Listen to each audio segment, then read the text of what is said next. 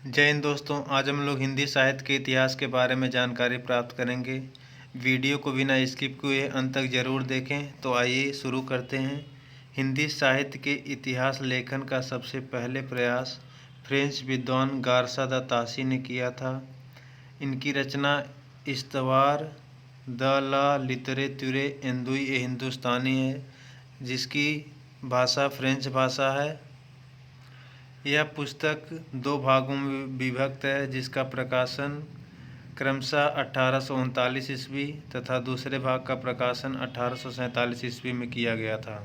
इसके बाद George Grierson द्वारा रचित the modern vernacular literature of Hindustan को सच्चे अर्थों में हिंदी साहित्य का पहला इतिहास ग्रंथ माना जाता है। ग्रियर्सन ने अपने ग्रंथ में 952 कवियों को शामिल किया है। तो आइए इसके आगे हम लोग शुरू करते हैं। आचार्य रामचंद्र शुक्ल द्वारा हिंदी साहित्य का काल विभाजन इस प्रकार है।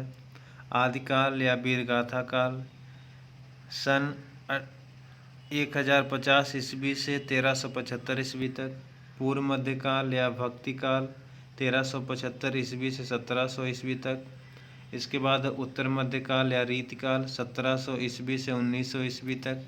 इसके बाद आधुनिक काल या गद्य काल 1900 ईस्वी से अब तक। इसमें आधुनिक काल को भी 4 खंडों में विभक्त किया गया है। पहला भारतेंदु युग, दूसरा द्विवेदी युग, तीसरा छायावादी युग, चौथा छायावादोत्तर युग।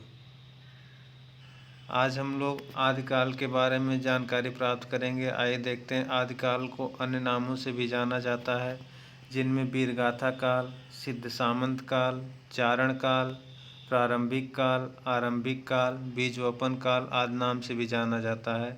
आचार्य रामचंद्र शुक्ल ने वीरगाथा काल की समय सीमा 1000 ईस्वी से 1300 ईस्वी मानी है।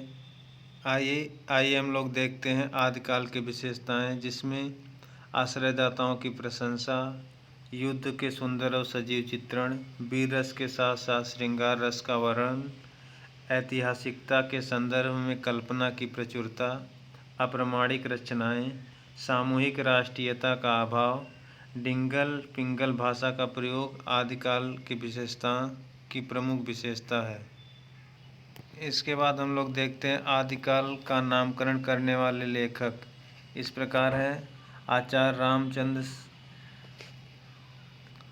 शुक्ल ने आदिकाल को वीरगाथा काल, आचार्य हजारी प्रसाद ने आदिकाल, विश्वनाथ प्रसाद ने वीर काल, राहुल संस्कृतायन ने आदिकाल को सिद्ध सामंत काल, गणपति चंद्र शुक्ल ने आदिकाल को आरंभिक काल, मित्रबंधु ने प्रारंभिक काल, महावीर प्रसाद द्विवेदी ने आदिकाल को बीजवपन काल, डॉक्टर राजकुमार शर्मा और जॉर्ज ग्रियर्सन ने आदिकाल को चार कारण काल से के नाम से बताया है।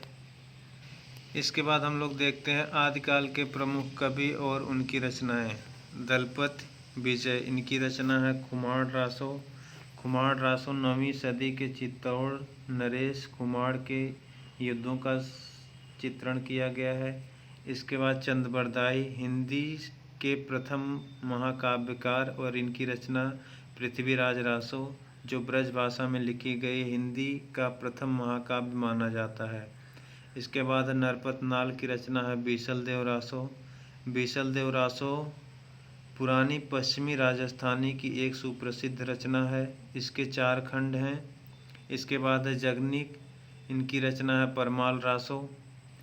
परमाल रासो आदिकालीन हिंदी साहित्य का प्रसिद्ध वीरगाथात्मक रासो काव्य है। इसका वर्तमान में केवल आला खंड ही उपलब्ध है। जगनीक कालिंजर तथा महोबा के शासक परमाल के दरबारी कवि थे। इसके बाद है सांगधर, जिनकी रचना हमीर रासो, जिसमें रणथंभौर का चरित्र चित्रण किया गया है। इसके बाद है नल सिंह भट्ट, जिनकी रचना विजयपाल रासो। विजयपाल रासो वर्तमान में केवल 42 संधि उपलब्ध हैं। इसके बाद है विद्यापति की रचना कीर्तिलता, कीर्तिपताका और पदावली। कीर्तिलता और कीर्तिपताका अवहट्ट की रचनाएं हैं।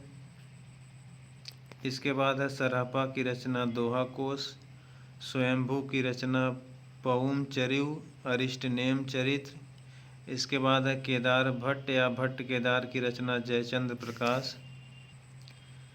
जयचंद्र प्रकाश में जयचंद्र के प्रताप और पराक्रम का वर्णन किया गया है।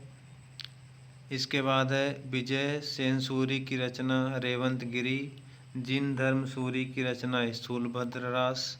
इसके बाद अब्दुल रहमान की रचना संदेश रासक।